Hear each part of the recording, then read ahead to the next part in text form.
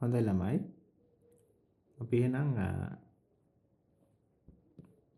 අපේ පදාර්ථයේ යාන්ත්‍රික ගුණ පාඩමේ විස්රාවිතාව කොටසේ තවත් සිද්ධාන්ත කිහිපයක් සාකච්ඡා කරමු. ඔයාලා එන්න ළමයි ඔයාලගේ ටියුට් එකේ 41 වෙනි පිටුවට. ඒකේ උඩ තියෙනවා සබම් බුබුලක් හරහා පීඩන අන්තරය කියලා. මාතෘකාවක් ගිය සතිය අපි කරා ද්‍රව මාවකයක් හරහා පීඩන අන්තරය නේ. එතකොට ඒකේ ඩෙල්ටා පිට සමීකරණයක් ගත්තා. මේක අපේ විශේෂ අවස්ථාවක්. සබම් බුබුලක් තමයි අපිට දීලා තියෙන්නේ. සබම් බෝල කියලා අපි කියන්නේ. ඒතකොට සබම් බෝල වල ප්‍රශ්නේ කියන්නේ වෙනස තමයි සබම් බෝලේ ඇතුලේ තියෙන්නේ වාතය, සබම් බෝලෙන් පිටත තියෙන්නේ වාතය. ද්‍රව මාවකර වායු බුබුල කියමනේ ඇතුලේ වාතය තිබ්බට පිට එළියේ ජලය නේ. ජලය තුල තියෙන වායු බුබුල නැ ඇතුලේ වාතය එළියේ ජලය. ඊට පස්සේ ද්‍රව බිඳුවක් ජල බිඳුවක් වගේ ඇතුලේ ජලය එළියේ වාතය. හැබැයි සබම් බුබුලක ඇතුලේත් වාතය බුබුලෙන් පිටත් වාතය තියෙනවා. ඒතර මේකේ තවත් වෙනසක් තමයි මේ සබම් බුබුලක ළමයි පෘෂ්ඨ දෙකක් තියෙනවා. ඒක අපි කලිනුත් කිව්වා. එතකොට පිටත පෘෂ්ඨය තියෙනවා. ඊට පස්සේ ඇතුළත පෘෂ්ඨයකුත් තියෙනවා. මම හිතේ ඒක අපිට පුළුවන් විදිහට මෙහෙම කඩේර වලින් ඇඳලා පෙන්නන්න.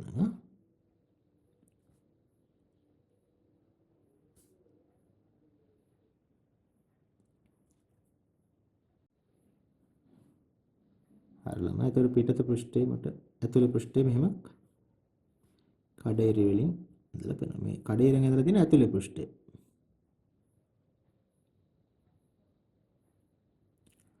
වටේ තියෙන පිට පෘෂ්ඨය. ඔය විදිහට පෘෂ්ඨ දෙකක් තියෙනවා. ඉතා කුඩා ඝනකමක් තියෙන පෘෂ්ඨ දෙකක් තියෙනවා. ඒතර ළමයි මේක ඇතුලේ පීඩනය මම P නෝට් කියලා ගන්නම්. එළියේ පීඩනය P කියලා ගන්නම්. ඒතර ළමයි ඩෙල්ටා P කියලා කියන්නේ P නෝට් ඍණ P. ඒ කියන්නේ ඇතුලයි එළියේ පීඩන අන්තරය. P නෝට් අඩු කිරීම P ගියාගේ තමයි ඩෙල්ටා P කියලා කියන්නේ. කලින් වගේම තමයි. හරි. එතකොට මේ පෘෂ්ඨ මත පීඩන බල ඇතිල වෙනවා. මේ ඇතුලේ පීඩනය P නෝට් නම් ඇතුලේ P නෝට් පීඩනය මගින් ඔය විදිහට ඇතුල් පෘෂ්ඨය මත බල ඇති වෙනවා. පෘෂ්ඨයට ලම්බකව ඔහොම බල ඇති වෙනවා.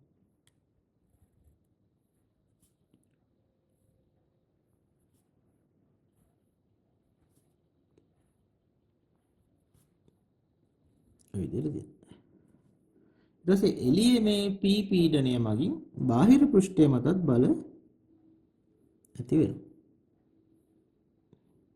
මේ විදිහට ඇති වෙනවා.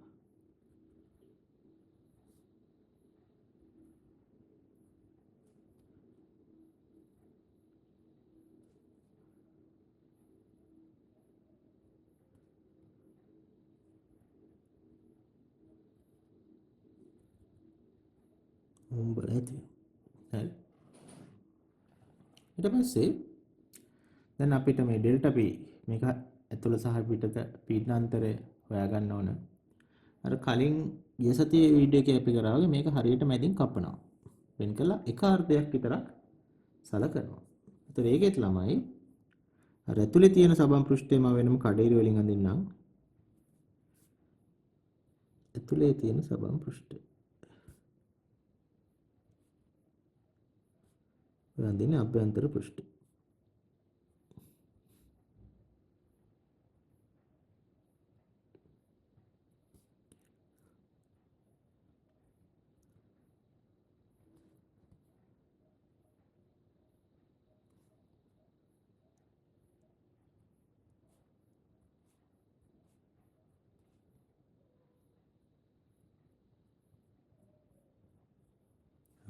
හරි.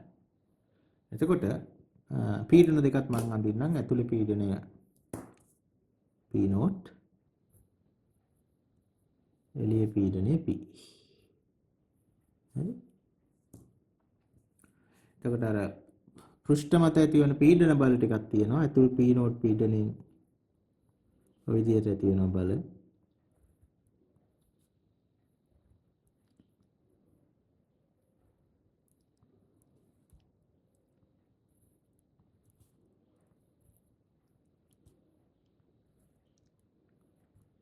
එළියේ තියෙන P පීඩනයෙන් බාහිර පෘෂ්ඨය මතත් ඔය විදිහට ලම්බකව බල ඇති වෙනවා.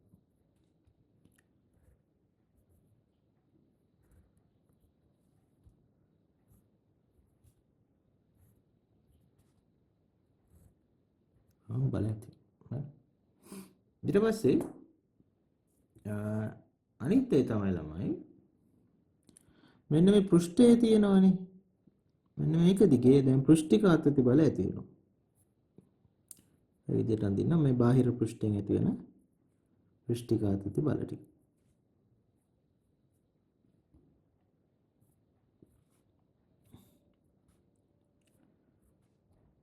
ඒ ටික තියෙන බාහිර පෘෂ්ඨේ.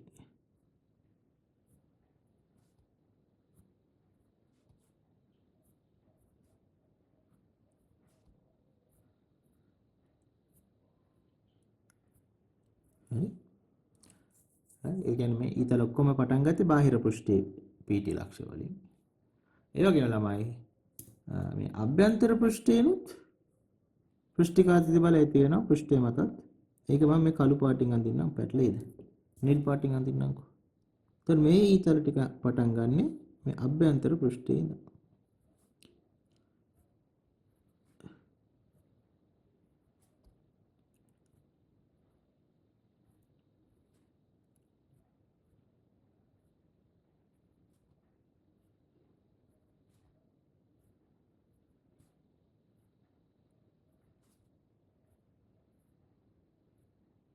අනේ විදිහට ඇති. තේරෙන්නේ දැන් පරිසරයෙන් අඳින්න ඕන ඔයගොල්ලෝ අඳිද්දි. හරි? ඊළඟට ළමයි මේ රූපය අපි බල පද්ධතිය සරල කරගමු. මෙන්න මේ පෘෂ්ඨිකාතති බල ටික තියෙනවනේ මේ පෘෂ්ඨ දෙකම මගින් නැති කරන මත ඇති කරන. ඒ පෘෂ්ඨිකාතති බල ටික මම ඒ ටිකේ සම්ප්‍රයුක්තය මෙහෙට තියෙනවා. මම ඒක F කියලා ගන්නවා. හරි? ඒ වගේම මේ P නෝට් පීඩනයේ හින්දා ඇති වෙන මෙන්න මේ පීඩන බලවල සම්ප්‍රයුක්ත බලය තිරස් දිශාවට ඇති වෙන්නේ. ඒ බලය මම මොන වගේ දිශාවට F නෝට් කියලා ගන්නවා. ඊට පස්සේ මේ එළියේ තියෙන P පීඩනයේ හින්දා අර එළියෙන් ඇතුළට ඇතිවන ඔන්න ඔය බල ටික තියෙනවා. ඔය ටිකේ සම්ප්‍රයුක්ත බලය මෙන්න මේ දිශාවට තියෙනවා. ඒක මම F1 කියලා ගන්නවා. දැන් මම කරන්නේ මෙහෙම වැඩක්. YouTube එකට ගන්නවා.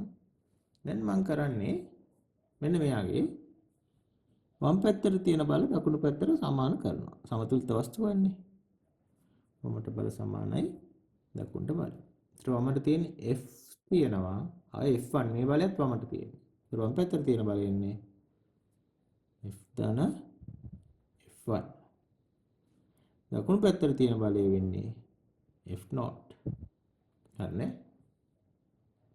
මම ඊට පස්සේ මේක F බලය උක්ත කරනවා. ඒතකොට F සමාන වෙනවා F0 ඍණ F1 කියලා එනවා. ඊට පස්සේ මේ F කියන්නේ පෘෂ්ඨිකාතති බලය. මේ පෘෂ්ඨිකාතති බල ටිකේ සම්ප්‍රයුක්තය. ඒතකොට F සමානයි TL නේ. TL නේ. F සමානයි TL. L ට දාන්න ඕන මේකේ පරිධිය නේ. පරිධිය මේකේ දිග පරිධියට සමානයිනේ. මේක R කියලා ගමු. R එතකොට L ට 2πr දාන්න පුළුවන්. හරි? හැබැයි ළමයි පෘෂ්ඨ දෙකක් තියෙනවානේ. බාහිර පෘෂ්ඨයයි අභ්‍යන්තර පෘෂ්ඨයයි. එතකොට 2πr ඒවත් දෙකක් තියෙනවා. එතකොට ඒකින්ද 2πr ඒවා දෙකක් ගන්න. සබන් වල එහෙම හැම වෙලාවෙම බාහිර පෘෂ්ඨයක් තියෙනවා. අභ්‍යන්තර පෘෂ්ඨයක් තියෙනවා. බාහිර පෘෂ්ඨය මත දිග 2πr අභ්‍යන්තර පෘෂ්ඨයේ දිග 2πrම තමයි. ඒකෙන්ද 2πr ඒවා දෙකක් ගන්නවා. ඊට F නෝට් ලියන්න පුළුවන්. F නෝට් කියන්නේ මේ P නෝට් බලය පීඩනය නිසා ඇතිවන බලය. ඒතකොට F නෝට් ලියන්න පුළුවන් P නෝට් වාරයක් A කියලා වර්ගඵලය. වර්ගඵලයට පස්සේ ආදේශ කරමු. F1 කියන්නේ මේ P පීඩනයේ හින්දා ඇතිවන බලය. F1 ලියන්න පුළුවන් P වාරයක් A කියලා. ඊට පස්සේ මේක කොහොම ලියා ගන්නකො දැන් T වාරයක් 2πr වාරයක් 2 මෙතන A එළියට ගන්න. එතකොට P not වෙන P වාරයක් A කියලා එනවා. හරි. T වාරයක් 2πr වාරයක් 2 සමානයි P not වෙන P කියන්නේ ඩෙල්ටා P. අපි ඇත්තටම පීඩනාන්තරයනේ ඇතුලේ පීඩණයෙන් පිට පීඩනය අඩු වුණාම එන එක අපි ඒක ඩෙල්ටා P කියලා කියනවා. ඇත්තටම මේ ඩෙල්ටා P තමයි අපි හොයන්නේ. වර්ගඵලය කියලා අපි ගන්න ඕන මෙන්න මේ වර්ගඵලය. අන්න ඔය වෘත්තයේ වර්ගඵලය. කලින් ඔප්පු කිරීම වගේම තමයි මේ ගිය සතිය අන්තිමට කරපු එක. එතකොට ඒ වර්ගඵලයෙන් 5r වර්ගය. දැන් කැපෙන ටික කපමුලමයි 5 ට 5 කැපෙනවා. එක r එකක් කැපෙනවා මෙතන. හරි. එතකොට ඩෙල්ටා p යුක්ත කරොත් ඩෙල්ටා p සමානයි දෙවර දෙක 4යිනේ. 4යි t බෙදීම r වෙනවා. ඔන්න අපේ සමීකරණය. ඒතර මතක තියාගන්න අපි අර ද්‍රව මාවකයක් නම් 2යි t බෙදීම r සබම් බුබුලක නම් 4යි t බෙදීම r පොඩි වෙනසක් තියෙන්නේ. ඒක පටල ගන්න නැතුව මතක තියාගන්න ඕන. හරි එහෙනම් හැමෝම ඔය නෝට් එක සම්පූර්ණයෙන් පැහැදිලිව ලියා ගන්න.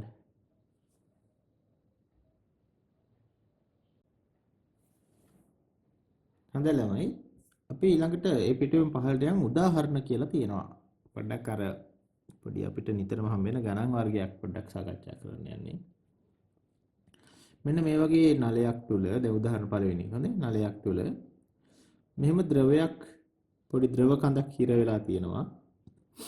එතකොට මෙන්න මේ හැඩයට ද්‍රවමාවක දෙකක් දෙපැත්තේ තියෙනවා. අපිට කියනවා මේ නලය දිගේ පීඩනය වෙනස් වෙන ආකාරය ප්‍රස්ථාරගත කරන්න කියලා. හරි. ඒතර අපි ඒක හැමින් සැරේ බලමු අමාරු නෑ ළමයි. දැන් මෙතන ඉඳන් මෙතනට එනකන් වායුගෝල පීඩනය තියෙනවා නේ. වායුගෝල පීඩනයේට වායුගෝලෙ නිරාවරණය වෙලානේ. ඒතර වායුගෝල පීඩනය මම මෙතන 5 කියලා ගත්තොත් මෙතනට එනකම්ම වායුගෝල පීඩනය තියෙනවා. වායුගෝල පීඩනය තියෙනවා.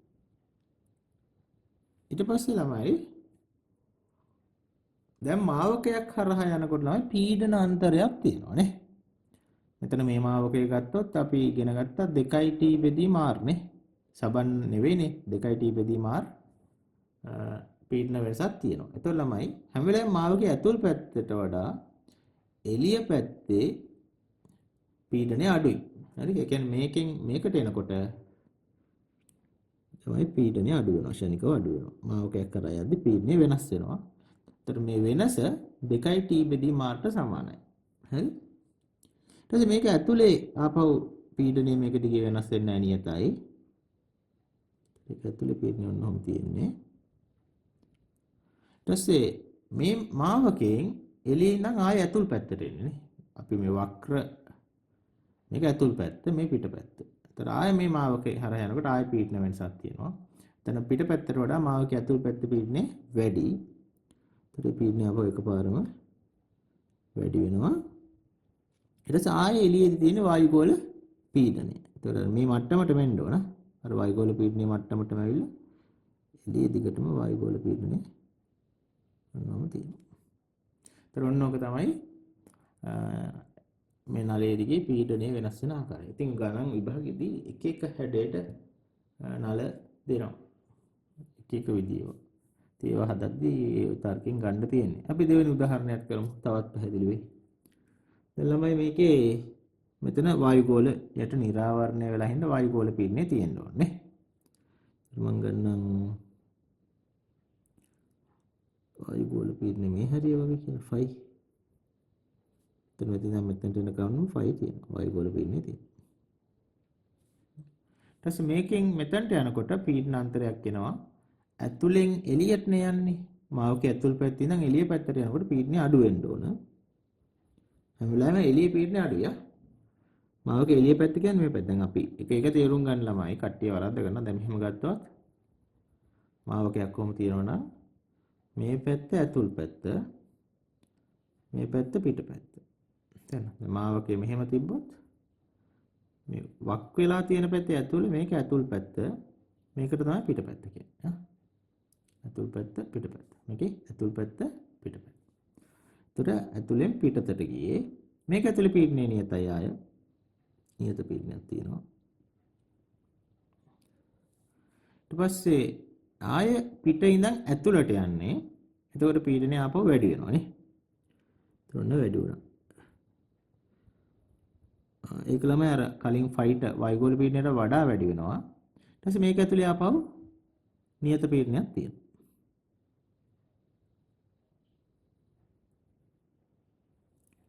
නියත පීඩනයක් තියෙනවා. ඊට පස්සේ මාවකෙන් ආපහු එළියට යනකොට පීඩනය අඩු වෙනවා. ඒතර වයිගෝලයට ඇවිල්ලා ඉන්න වයිගෝල පීඩනය දක්වාම අඩු වෙන්න ඕන. ඒත් අපි ගත්තොත් වයිගෝල පීඩනය මම මෙහෙම දික් කරන්නම්. ඒතර වයිගෝල පීඩනයටම අඩු වෙනවා. එතනින් පස්සේ නියතව ආයෙ වයිගෝල පීඩනය තියෙනවා. ඉතින් ඔන්න ඔය විදිහට අපිට මේක ඇතුලේ පීඩනය වෙනස් වෙන ආකාරය අඳ ගන්න පුළුවන්. හරි. තව එක උදාහරණයක් ගමු. මේක චුට්ටක් කර කලින් එකට වඩා සංකීර්ණයි. මේ නලයේ මෙන්න මේ උඩ ඉඳන් පහළට ගමු. අපි මේ පැත්ත O කියලා ගමු. O සිට x දක්වා ගමු. එතකොට O වලින් පටන්ගෙන x ට යන්න වෙන්නේ. ප්‍රස්ථාරයෙන් පහළට අඳින්න බෑනේ. ප්‍රස්ථාර මෙහෙට අඳින්න. ඒක ළමයි පටන් ගන්න වෙන්නේ වායුගෝල පීඩනය නේ. ෆයි කියලා ගමු. O වලදී වායුගෝල පීඩනය මෙතන ඉඳන් මෙතනට එනකම් වායුගෝල පීඩනය තියෙනවා. හමුකම් ඔන්න ඔය ටික. ඊට පස්සේ මෙතන ඇතුළේ ඉඳන් එළියට එනවනේ. මාවකේ ඇතුල් පැත්තේ ඉඳන් එළියට එනකොට පීඩනය අඩු වෙනවා. ඒතර පීඩනය අඩු වුණා. ඊට පස්සේ ළමයි මේ ද්‍රව කඳ දිගේ ඇතුළට යනකොට යන්න පහළට යන්න පීඩනය වැඩි වෙනවා. අයි අපි දන්නවනේ ද්‍රවස්ථිතික පීඩනය කියලා එකක් මතකද? ඒතර ගැඹුරට යන්න ද්‍රවයක නම් පීඩනය වැඩි වෙනවා. ඒතකොට ඇතුළට යන්න මේකේ පීඩනය වැඩි වෙයි. හරි ඔන්න. මෙතනට આવගියමු. මෙතනින් මෙතනට එනකොට මෙතන මාවකයක් තියෙනවා. මාවකයේ පිටපැත්තේ ඉඳන් ඇතුළට එනකොට ක්ෂණිකව පීඩනය වැඩි වෙනවා. එකපාරම පීඩනය වැඩි වුණා. ඇතුළේ ඉඳන් එළිය ඉඳන් ඇතුළට එද්දී පීඩනය එකපාරම වැඩි වෙනවා. හරිනේ එහෙමනේ. ඊට පස්සේ මේක ඇතුලේ ආපහු පීඩනය නියතයි.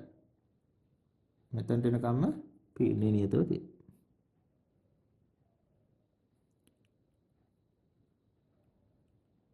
ඊට පස්සේ මෙතනින් මෙතනට එනකොට ඇතුලෙන් එළියට එනකොට පීඩනය අඩු වෙනවා. ආපහු එළියට මාව කියන්නේ අන්තිමට වායුගෝල පීඩනයටම තමයි ආවෙන්නේ. අන්තිමට වායුගෝල පීඩනයටමපත් වෙනවා. කියන්නේ පීඩනය අඩු වෙලා ඇතුළ එළියට ආවට පස්සේ එතනින් පස්සේ දිගටම වායුගෝල පීඩනය තියෙනවා. එතකොට x කියන්නේ ඔන්න ඔතන. එතන. එතකොට අපි මේ හැටි ගමු x. ඒතර O සිට x දක්වා යන විදිහට පීඩනය ඔන්න ඔය විදිහට වෙනස් වෙනවා. ඉතින් ළමයි ඒක තේරුම් නැත්නම් ආපහු පොඩ්ඩක් වීඩියෝ එක පොඩ්ඩක් බලලා තේරුම් ගන්න ඕන. හරි? ඔය වගේ ගණන් ගොඩක් තියෙනවා. මේ ටියුට් එකේ මම ගෙදර වලට දෙන්නම්. එනලා බොහොම පැහැදිලි ඔය උදාහරණ දුන්න ලියා ගන්නකෝ. ටිකයි නොකය ඔක්කොම එක පිටුවට අරන් ලියා ගන්න.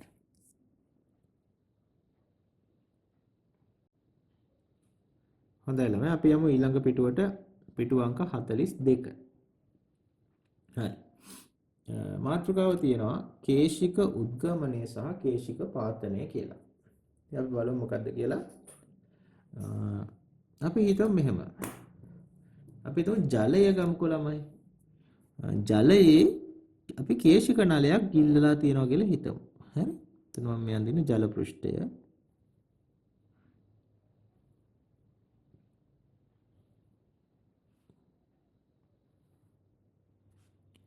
තියෙන ජල පෘෂ්ඨය. හරි? ඒතර අපි දන්නවා සාමාන්‍යයෙන් ජල පෘෂ්ඨය මෙන්න මේ වගේ තමයි පිහිටන්නේ නේද කෙලවර. කේශික නලයේ තියෙන වීදුරු නල තියෙන්නේ කියලා හිතන්න.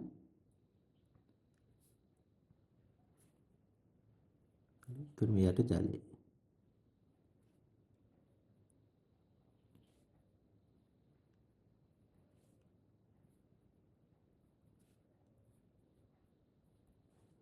එතකොට ළමයි මේ කේශික නලයක් ජලය තුලට ගිල්ලුවම අපිට දකින්න පුළුවන් මේ නලය තුල ජල මට්ටම ඉහළ නගිනවා. මෙන්න මේ මට්ටමට වගේ ඉහළ නගිනවා. හරි? නම ඉහළ නගිනවා. එතකොට ওই ජල මට්ටම ඔය ඉහළ නගින උස තියෙනවනේ. උසක් තියෙනවනේ මෙන්න මේ උස. ඔන්න ඔය උසට අපි කියනවා කේශික උද්ගමනය කියලා. කේශික උද්ගමනය කියන නැත්නම් අපි ඔකට කේශික ආරෝහණය කියලා කියනවා. වැඩේ තියෙන ළමයි දැන් බලන්න මෙතන නලය විස්කම්භය ටිකක් වැඩි වුණොත් නැත්නම් නලයේ අරය වැඩි වුණොත් මේ ඉහළ නගින ජල ඒ උස නැත්නම් කේශික උද්ගමනය අඩු වෙනවා ළමයි. එහෙම ලක්ෂණයක් තියෙනවා. එතන මේකේ කේශික උද්ගමනය කලින්ට වඩා අඩු වගයක් තමයි ලැබෙන්නේ.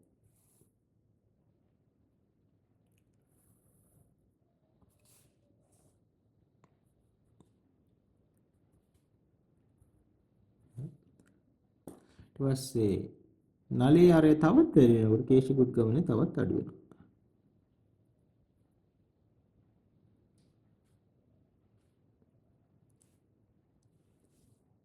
මේ ලක්ෂණය පොඩ්ඩක් මතක තියාගන්න ඕන. ආරය වැඩි වෙන විට කේශික උද්ගමනය අඩු වෙනවා. ආරය ගොඩාක් වැඩි වුණාම කේශික උද්ගමනය නැති තරම් ගොඩාක් අඩු වෙලා යනවා.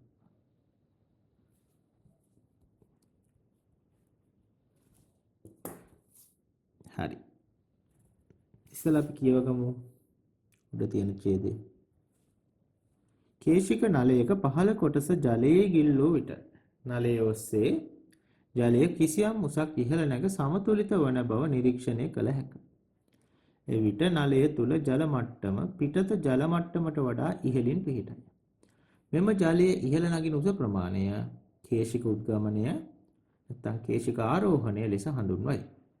නලයේ අරය වැඩි වන විට කේශික උද්ගමනය අඩු වේ. හරි. එහෙනම් පැහැදිලිනේ නේද?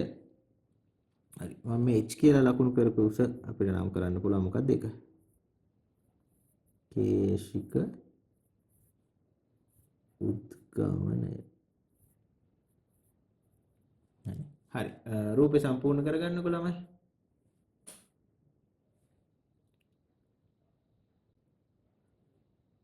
දැන් අපි ඒ පිටුවෙම පහළ කොටසට යමු.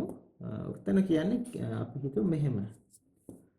මේ කේශික නලයක් රසදිය වගේ ද්‍රවයක ගිල්ලුවොත් මොකද වෙන්නේ කියලා බලන්න. කොට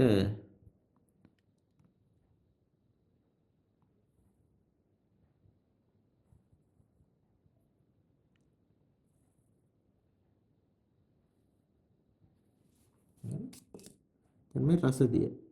ඒක රසදිය වල අපි දන්න මාවකේ ඔන්න ඔය හැඩයට හදන්නේ.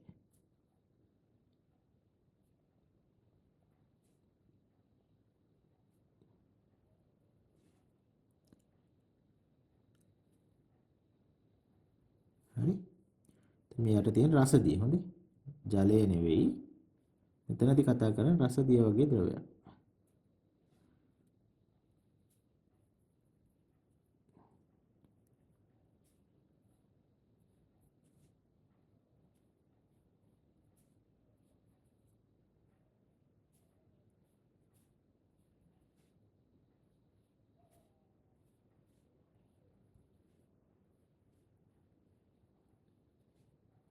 රසදිය. ඒතර ළමයි මේ රසදිය වල කේශික නලයක් ගිල්ලුවොත් ළමයි මෙන්න මේ ද්‍රව කඳ අර කලින් වගේ ඉහළ යන්නේ නැහැ පහළ බහින්නේ. එතකොට මේකේ රසදිය මාවකේ මෙන්න මෙහෙම තමයි තියෙන්නේ. තේරෙනවද? ඔන්නෝම තියෙන්නේ. එතකොට මේ මාවකය පහළ යන ගැඹුරක් තියෙනවානේ. අන්නේ ගැඹුරට අපි කියනවා කේශික පාතනය කියලා. මම ඩෑෂ් කියලා ගන්නම්. ඒකට අපි කියන්නේ කේශික උද්ගමනය නෙවෙයි මෙතනදී වෙන්නේ පහළ බහින. ඒ කියන්නේ මෙන්න මේ තැනට යටින් රසදිය තියෙනවා මේකේ. උඩට කියේ නැහැ. අපි ඒකට කියනවා කේශික පාතනය කියලා. එතකොට මේකේ තර ලක්ෂණය ටිකක් තියෙනවා. ඒ කියන්නේ නලයේ අරය වැඩි වෙනකොට නලය මහත් වෙනකොට කේශික පාතනය අඩු වෙනවලම. දැන් මේක මෙච්චර පහළට බහින්නේ නැහැ. මාවකේ මෙන්න මේ හැටි වගේ තියෙනවා. කේශික පාතනය අඩු. එතන යට රසදිය තියෙනවා. තේරෙනවද? ඒක ඔන්න දැන් කේශික පාතනය අඩු වුණා. ඒ රසදිය වගේ ඒවා තමයි සාමාන්‍යයෙන් කේශික පාතනයක් සිද්ධ කරන්නේ. ස්ලෑෂ්. තවදුරටත් නලය මහත කරනකොට කේශික පාතනය තවත් අඩු වෙනවා.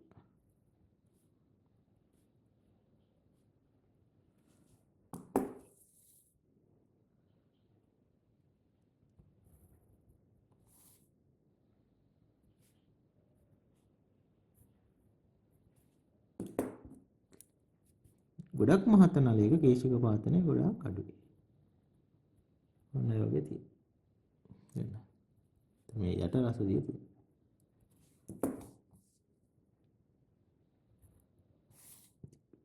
වගේ කේශික පාතනය ගොඩක් අඩුයි නලය මහත් වෙනකොට. හරි තේරුණානේ? ඒතකොට මම හැම රූපෙම H' කියලා ලකුණු කරපු එකේ කේශික පාතනය නැත්නම් කේශික අවරෝහණය කියලාත් කියනවා.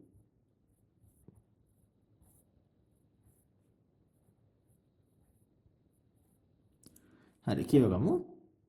නමුත් කේශික නලයක් රසදියේ ගිල්ලූ විට නලය තුළ රසදිය මට්ටම පිටත රසදිය මට්ටමට වඩා පහළ බසින බව නිරීක්ෂණය කළ හැක. රසදිය පහළ බසින මෙම උස ප්‍රමාණය කේශික පාතනය එතන කේශික අවරෝහණය ලෙස හඳුන්වයි. නලයේ අරය වැඩි වන විට කේශික පාතනය අඩු වේ. එතකොට ඒ ටිකත් පොඩ්ඩක් ළමයි ඉරි ගහලා තියාගන්න. හරි. මෙතනින් මේ වීඩියෝ එක ඉවර වෙනවා. මේ කේශික උද්ගමනය හොයන විදිය එහෙම අපි ලබන සතියේ ඊළඟ වීඩියෝ එකෙන් කතා කරමු. ඒකට ඊළඟ වීඩියෝ එකෙන් මේ સિદ્ધාන්ත ටික ඉවර වෙනවා සම්පූර්ණයෙන්. හරි. එහෙනම් හැමෝම මේ නෝට් එකත් ලියාගෙන අපි ඉවර කරමු. Thank you හැමෝටම.